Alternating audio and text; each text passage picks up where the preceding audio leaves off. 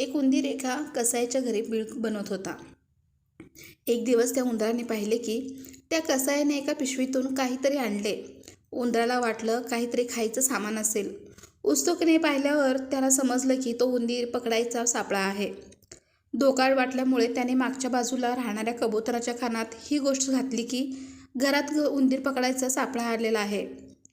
कबुतराने हसून त्याची मस्करी करत म्हटले की त्याचा मला काय धोका, मी थोडीच त्यात अडवायला जाणार आहे. निराश उंदराने ही गोष्ट कोंबड्याला सांगितली. कोंबड्यानेही त्याची खिल्ली उडवत म्हटले, जा बाबा, ही काही माझी समस्या नाही आहे. हताश उंदराने गोट्यात जाऊन बकऱ्याच्या कानावर ही गोष्ट घातली. बकरा त्यावर हसून हसून गडबडा लोळला. त्याच रात्री सापळ्याचा खटका वाजला. त्यात एक विषारी साप अडकला होता.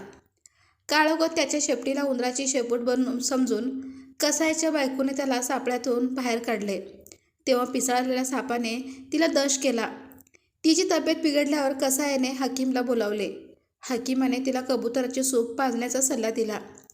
कबूतर आता पातेल्याच्या उकळत्या पाण्यात शिजत होते. ही बातमी ऐकून त्या कसाईने नातेवाईक तिला पाहायला आले. त्याच्या भोजनाचा प्रबंध करण्यासाठी दुसऱ्या दिवशी कोंबड्याला कापले गेले. काही दिवसांनी त्या कसाईची पत्नी अगदी ठणठणीत बरी झाली.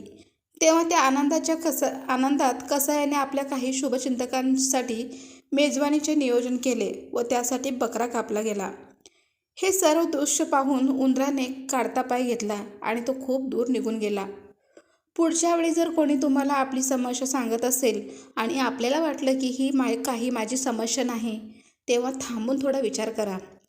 समाजातला एखादा वर्ग, एखादा नागरिक संकटात असेल तर कदाचित पुरे राष्ट्र देखील तशाच संकटात सापडू शकते. तेव्हा सावधगिरी बाळगा. कुणाच्याही बोलण्याकडे कानाडोळा करू नका, कारण तशीच वेळ कदाचित आपल्यावरही येऊ शकते.